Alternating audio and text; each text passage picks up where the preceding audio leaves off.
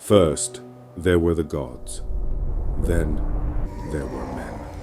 And one day, the gods looked down to understand what humanity truly was. A whisper reached the ears of Zeus, the master of Olympus. Mortals on earth showed no respect, neither to the gods nor to the stranger. They offered no sacrifice, provided no sanctuary.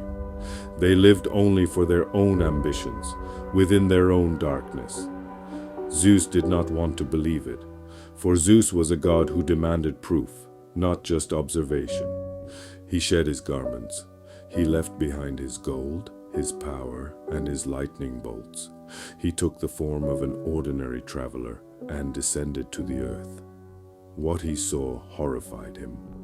Everywhere he went, there was ruin. People treating one another with cruelty. Gods, laws, honor, all trampled, all forgotten. Yet, Zeus kept searching. Perhaps somewhere, in some corner of the world, there were still humans who remained human. As night fell, he reached the pine forests of Arcadia. There, within the lights of his stone palace, sat King Lykaon. Lykaon looked at the stranger stepping into his hall and laughed. "This man claims to be a god," he said to his nobles. "Then let us test him. If a god is truly a god, let him prove it to us. If he is not, then he does not deserve such treatment anyway." He turned to his servants. He ordered fresh meat. When the plate arrived, the meat upon it was different. The bones of a hand, the texture of a foot, and in their midst, internal organs scattered like stew. Lycaon's plan was simple. If the guest were truly Zeus, he would reject this offering, for no Olympian god would accept a human sacrifice. But if he were a mere mortal, he would eat. The stranger looked at the plate, and he overturned the table. The hall ignited. Tongues of fire reached for the ceiling. The nobles knocked over their chairs and fled. Zeus was no longer an ordinary traveler. He was a being that filled the hall, pierced the heavens, and whose eyes shone as bright as the sun. And he looked at Lykaon. As Lykaon looked, he began to bend.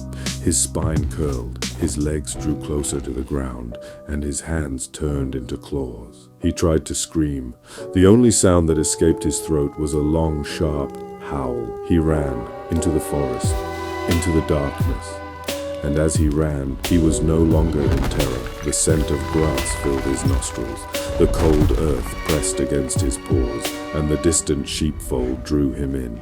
He thought of the taste of warm blood and did not even hesitate. Lykaon had lost much, his palace, his crown, his humanity, but his eyes were still red. His face was still filled with rage, and his thoughts were no more animalistic than they had been when he was a king. Lykaon had always been a wolf. Only now it was visible from the outside.